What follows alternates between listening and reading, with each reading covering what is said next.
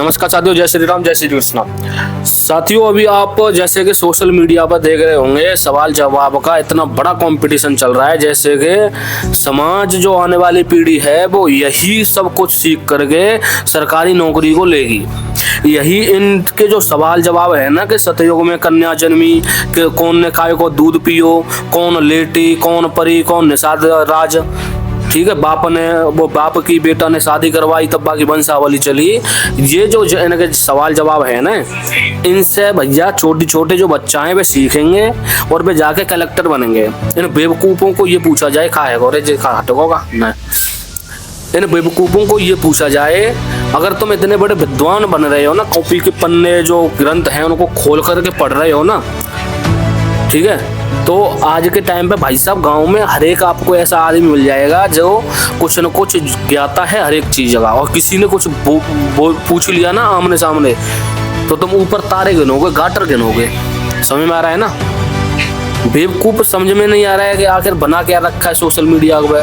Competition इतना बड़ा भैया चल रहा है, इतना बड़ा कंपटीशन चल रहा है, तो बंद कर देगा तो चलन देना है, तो सारों का को कर रहा हुआ चलन दे ना, चलन दे भाई साहब। इतना बड़ा कंपटीशन चल रहा है कि एक दूसरे की बुद्धिमत्ता देखी जा रही है कि कौन कितना बड़ा विद्वान है। अरे तुम भैया कचनो, तुम मूर्ख हो, शास्त्री अपने आप को कह रहे हो, शास्त्र का कौन सा ज्ञान है बताओ? 6 शास्त्र हैं, आप मुझे शास्त्र में जो बातें लिखी हैं अगर किसी भी शास्त्री में दम है तो वो मुझे ये बता दे कि वो कौन से उसमें जा करके भागवत में उसने शास्त्र की बातों को किया है। मैं चैलेंज दे रहा हूँ, तुम मुझे केवल इतना बता दो कि तुम भागवत में व्यास गद्दी पर 7 दिन बैठते हो, 7 दिन में ऐसा कौन सा दिन है, ऐसा कौन सा वो घंटा है, ऐसा कौन सी वो मिनट है, सेकंड है जिस वक्त तुम शास्त्र की बात को कहते हो? शास्त्र में लिखा क्या है मुझे बताइए। और तुम सभी को ना भाई साहब चैलेंज दे रहा हूँ, मैं जितने शास्त्री सबकी बात कर रहा हूँ, ठीक है, मैं सबकी तो नहीं कर रहा हूँ, हाँ सबकी कह रहा हूँ भाई। जो मेरे लोग मुझे जानते हैं, ठीक है, जो लोग बुद्धिमान होंगे ना वो तो भाई कुछ बोलेंगे ही नहीं, उन्हें कोई मतलब ही नहीं है। वो जानते हैं कि मैं क्यों पूछ रहा हूँ और क्यों चैलेंज दे रहा हूँ। मैं मूर्ख लोगों की बातों को सुन करके ये चैलेंज दे रहा हूँ।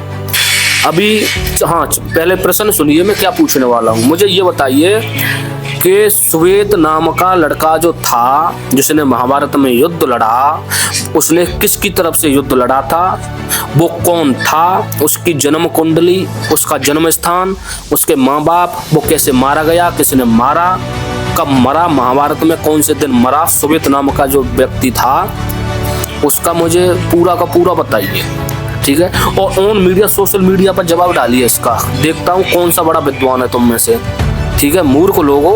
और दूसरी चीज़ तो जो भगवान शंकर हैं उनके डमरू से 14 सूत्र निकले, ठीक है। अगर दम है तो आकर के ना आमने सामने बिल्कुल बिना किसी कॉपी किताब के मौखादी सुनाओ, चैलेंज दे रहा हूँ, ठीक है। तीसरा चैलेंज मेरा ये है, श्रीमद् भगवत गीता के अध्याय 1 से लेकर के अध्याय 18वें तक, ठीक है, एक अध्याय में से किसी में भी से 20 श्लोक, ठीक है, और मौखादी केवल इतना एक श्लोक सुना दिया, पूरा हो गया नंबर 2, पूरा हो गया नंबर 3।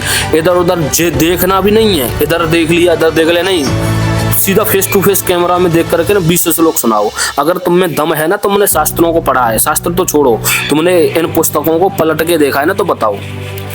अबे बेवकूफ लोगों, पृथ्वी पर भूकंप आ रहा है, इतना बड़ा भूकंप आया है, ये क्यों आया है ये पढ़ाओ और बताओ ना, है धरती पर एलियन आए हैं ये बताओ ना।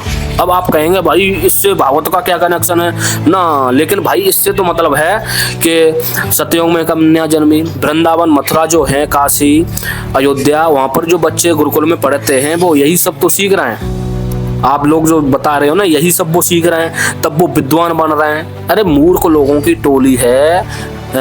तुम लोगों ने आपस में डिसाइड कर लिया कि मैं 4 प्रश्न डाल रहा हूँ, तुम उसका कल देना जवाब है, कल उसने दे दिया जवाब, कल उसने पूछ लिया, कल वो दे रहा है जवाब।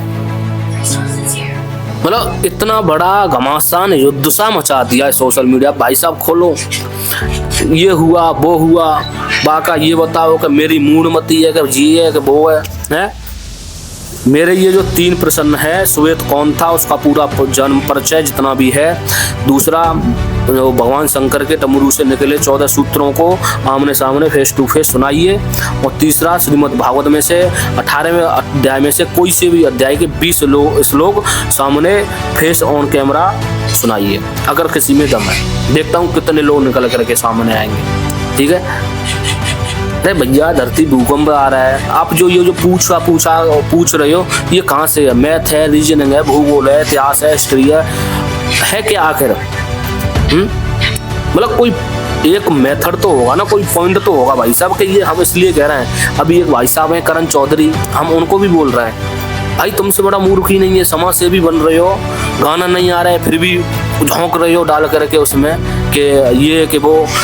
तुमने जो पूछा ना कि वो जो लड़का था जिसने बाप की शादी कराई, पितामह भीष्म, ठीक है, उनके जो पिता थे शांतनु, वहाँ से तुमने ये इस बात को उठाया है। और सबसे बड़ी मूर्खता वाली बात यह है कि उनका वंश आगे चला नहीं, तो वंशावली चली कहाँ से? वंश तो पूरा ही नष्ट हो गया ना। और दूसरी चीज कि जो पितामह भीष्म थे, उन्होंने जो शादी कराई थी वो उन्होंने अपनी माँ की तो नहीं कराई थी, क्योंकि वो गंगा माँ के पुत्र थे, तो उन्होंने अपनी माँ की कब वो करा दी शादी। अरे मूर्ख लोगों, कम से कम थोड़ा सोच विचार करके तो बोलो भाई। समझ में नहीं आ रहा है आखिर बना क्या रखा है यार। मेरी आज की वीडियो यही है। अब यहाँ से ना मैं जिसकी भी वीडियो आएगी, अब डायरेक्ट ऐसे ही फोन उठाऊंगा, उसका नाम यहाँ पता पूरा उसकी वीडियो लगाऊंगा कि ये है शास्त्री जी, इन्होंने सवाल और जवाब बोले हैं, इनके जवाब देने के लिए हम खड़े हैं। ठीक है। अरे यार, भाई साहब ने कहा कि बंसी बट में बैठी राधा जी और वो कृष्ण भगवान जी, उनमें बातें चल रही थी कि पुरुष बड़ा या स्त्री। ठीक है, चैलेंज दे रहा हूँ मनीष शास्त्री जी, नाम लेके बोल रहा हूँ, आपको चैलेंज दे रहा हूँ मैं। आपके जितने भी जानकार शास्त्री कथावाचक विद्वान हैं, सबको चैलेंज है कि वो ऐसी जो जगह है बंसी बट में बैठे हैं भगवान श्री कृष्ण और राधा जी, वो कौन से ग्रंथ में लिखी हुई है कि वहां पर बैठे थे, पहली चीज। और दूसरी चीज, आप भागवत से बाद आप भागवत पढ़ते हो 7 दिन, भागवत महाभारत, ठीक है, और जो भी ग्रंथ हैं, उन ग्रंथों से श्री राधा रानी जो हैं, उनको मुझे बताइए कि उनका विवरण कहाँ पे आ जाए, उनका विवरण कहाँ। लड़ गए, शांत हो जाए यार। श्री राधा रानी जो है, उनका विवरण कहाँ है, उनका उल्लेख कौन से ग्रंथ में है, भगवान श्री कृष्ण से वो कब मिली, कहाँ पर लिखा है, कब उन्होंने कहाँ पर मिले और कैसे क्या उनका हुआ, वो सब मुझे बताइए कहाँ पर लिखा है, उनका विवरण आखिर है कहाँ, उनका कोई नाम पता कुछ उसमें है या नहीं। मनमुखी जो कहानी बना करके डबोला चला रहे हो, ठीक है, ये मेरा चैलेंज है आपको, श्री राधा रानी का भागवत से महाभारत से, क्योंकि यही दो ऐसे पुराण ग्रंथ हैं जिनको भगवान श्री कृष्ण की जन्म लीला और उनका जितना भी जीवन परिचय है वहीं से समझा जा सकता है। तो उनके जीवन में कहीं ना कहीं तो राधा जी आई होंगी। 11 वर्ष की अवस्था के बाद वो गोकुल छोड़ के मथुरा चले गए, है ना, तो 11 साल तक का तो उसमें उल्लेख उनका है। ठीक है, तो उस वक्त राधा जी को कब मिली वो उल्लेख मुझे बताइए कहाँ पर लिखा है, ये चैलेंज दे रहा हूँ मैं। ठीक है, और अब आओ निकल के, तुम जितने भी भाई साहब विद्वान बन रहे हैं ना आपस में, सब लोग निकल के आ जाओ अब यार। कम से कम ये तो देखो समाज पर इसका असर क्या पड़ रहा है? समाज केवल ऐसी दिमाग की कंफ्यूजन में कि साला कौन क्या कह रहा है, कौन क्या कह रहा है, यही नहीं समझ में आ रहा है। माफी चाहूंगा गलत शब्द के लिए। कम से कम भाई ये तो कम से कम सोचो कि आप क्या बोल रहे हो, या तो कुछ ऐसा दो ना समाज को जो जिससे जो आने वाली पीढ़ी है, जो बच्चे हैं वो सुधरे। ये पता नहीं मतलब कौन सा ढपोला चला रहे हो। आगे की भाई साहब जो भी बात है मैं आगे करूंगा, इस वीडियो में इतना ही। और जितने भी भाई हमारे हैं समर्थक, जिन्हें मेरी बात से अच्छा लगा हो कि समाज में ऐसी बेवकूफ़ी वाली बातों को न फैलाया जाए, ना ऐसा लोग कहें। अगर ये बात ठीक है, अगर मैंने सही कहा तो वीडियो को लाइक करके वीडियो को शेयर अवश्य करना। चैनल पर अगर आप मेरे भाई नए हैं तो सब्सक्राइब जरूर कर देना, क्योंकि आपका भाई देखो इन्हीं जो मुद्दे हैं ना इन लोगों के, इन्हीं पर बोलता हूँ मैं। ठीक है, और अवश्य वीडियो को शेयर करें, इन लोगों तक पहुँचाएं।